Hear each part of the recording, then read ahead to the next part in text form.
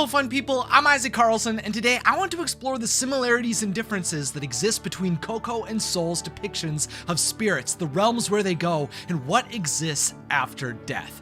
I want to understand the Pixar Afterlife. In 2017, Coco became the first Pixar film in years that I was emotionally gripped to, as it showcased Miguel entering the land of the dead as he strived to pursue his love of music and connect with his family. Here we are told that spirits exist in that land, but have the ability to visit the people who remember them one time a year on the holiday Dia de los Muertos. One night of the year our ancestors can come visit us. We've put their photos on the ofrenda so their spirits can cross over. In this explanation of the afterlife, when people died, they continued to be supported by the people who loved them. As long as their picture was up on Dia de los Muertos, the food, riches, and gifts that are left out for them when they visit are able to be retrieved by those spirits who crossed over, which resulted in the spirits with the most fame and praise receiving the most luxurious experiences in the land of the dead. Here, everyone held onto a life that was similar to Earth. But beyond those lavish elements of the spirit realm, memories are the most important element to preserve a spirit.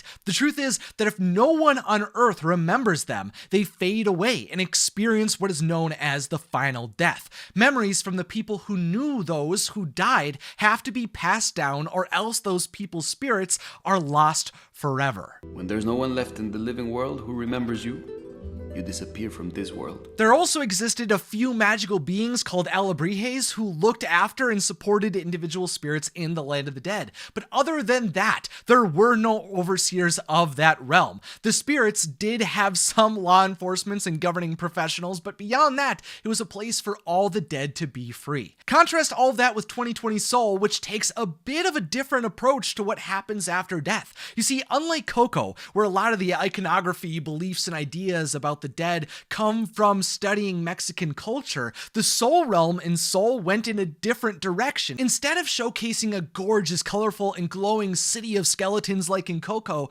when Joe Gardner falls to his death, the team on Soul created a place for him to go that was meant to be ethereal and vaporous, and took inspirations from Hinduism and metaphysics. In Soul, people's souls are shown to appear on a bridge in a dark void when they die. Here, the spirits are forced to look upon a massive glowing light that draws them in within the vast space, and through that portal lies the great beyond, the last place a soul goes. As in beyond life?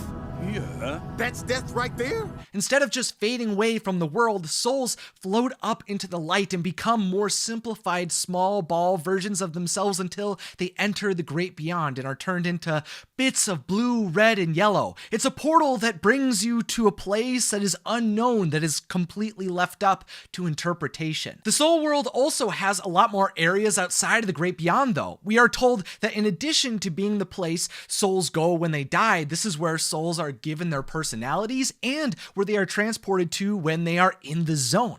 It's the space between the physical and spiritual. With the vastness of this hypothetical reality and the many complexities that arose in this world, manifestations of the universe, the Jerrys and Terry, were also put in charge to be the counselors and the accountant for the souls. They kept the place in tip-top shape so that they could keep giving and taking all the souls from Earth all day, every day. Beyond the two afterlife realms that existed, though, the souls themselves also behaved differently as well in these two movies. By the way, why do you sound like a middle-aged white lady? I don't. This is all an illusion. When Miguel stole Ernesto de la Cruz's guitar, he became cursed and instantly became a spirit where he stood. And as his time in the spirit realm increased, his flesh began to fade away to reveal his bones. Spirits in the land of the dead are represented by physical characteristics from their mortal lives, which includes their hair and clothes. But in Soul, the souls are a lot more nebulous. In that film, souls start out as homogenized entities who eventually only vaguely mirror their living counterparts. Joe, the mentors, and the people who are going to the great beyond have their souls physically defined by who they were on Earth. Unlike Miguel, who keeps his pants and sweatshirt on when he transitions over to the land of the dead, when Joe seems to be headed to the great beyond, he only has the silhouette of his hat and glasses on him. Unlike in the land of the dead, where spirits can enjoy drinks and meals, for Joe and 22, they can't experience any senses like they have on Earth. They can't smell or taste or even feel. All that stuff is in your body. no smell, no taste. Or touch.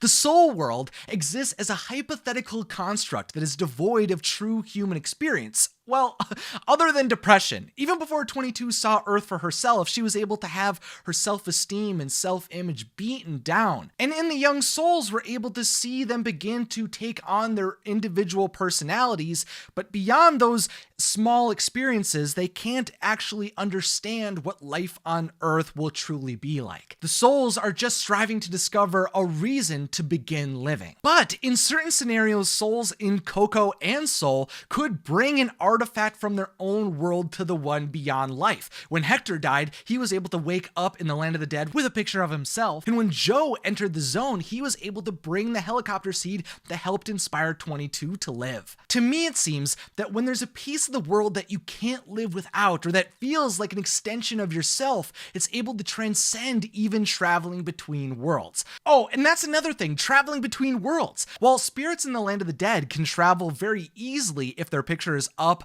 on an ofrenda on Earth, souls are able to go to and from the zone as often as they want. But while spirits in Coco are only able to come to Earth when their loved ones remember them, and they are only given a single day to move about Earth, once souls become aware of the soul realm's existence, they can be twirling a sign on a corner in New York City and travel across the soul world with ease. But is there a way for these two worlds for the dead to exist at the same time? To me, Coco and Soul are some of the most wonderful, beautiful, and thought-provoking works that I feel like Pixar's made in years. They are absolute standouts to me and give me confidence in Pixar's ability to continue to be a big player in animation. And while I know not everyone at Pixar is trying to feed into the Pixar Theory, and I acknowledge that they are both telling their own unique stories, I think it's fascinating to imagine how these two Pixar films that both explore the afterlife in sometimes conflicting ways could become one. I want one way to explain the Pixar Afterlife. Well, assuming that Coco and Soul exist in the same universe, then we know from Jerry and Terry's discussions about the Count not being off for hundreds of years that the counselors don't acknowledge the spirits in the land of the dead as truly dead. The Count hasn't been off in centuries. I believe that every soul will inevitably return to the soul world in which they were created, but for those few cultures who emphasize the importance of their memories, they can keep the ones they love close to them before they enter a world beyond their understanding.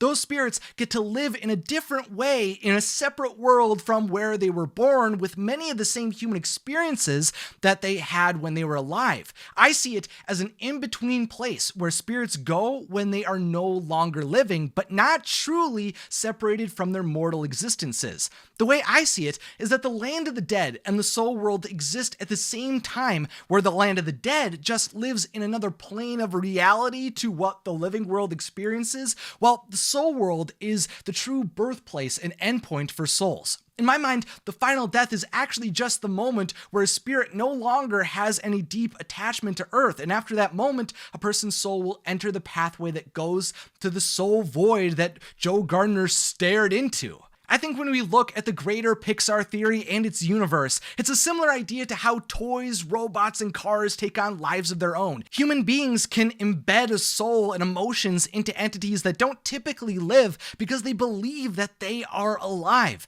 Monsters, Inc. especially showed us that humans have a powerful energy that is capable of accomplishing amazing feats, and I think that includes extending a spirit's life before they go to the great beyond. Fun people, I'm excited to announce that even though you won't be able to technically extend my life through your support, you can help ensure that I'm able to make videos for long into the future by becoming a patron or by becoming a member of this channel. By clicking the join button, you can gain access to my magical Discord server, you can get your name at the end of videos, and you can also see my Patreon and member exclusive show Behind the Magic, where I talk about what I'm working on and what it's like to be a YouTuber. Again, if you'd like to get these magical rewards and support the channel, please consider clicking the join button to become a member so that more videos can be released long into the future.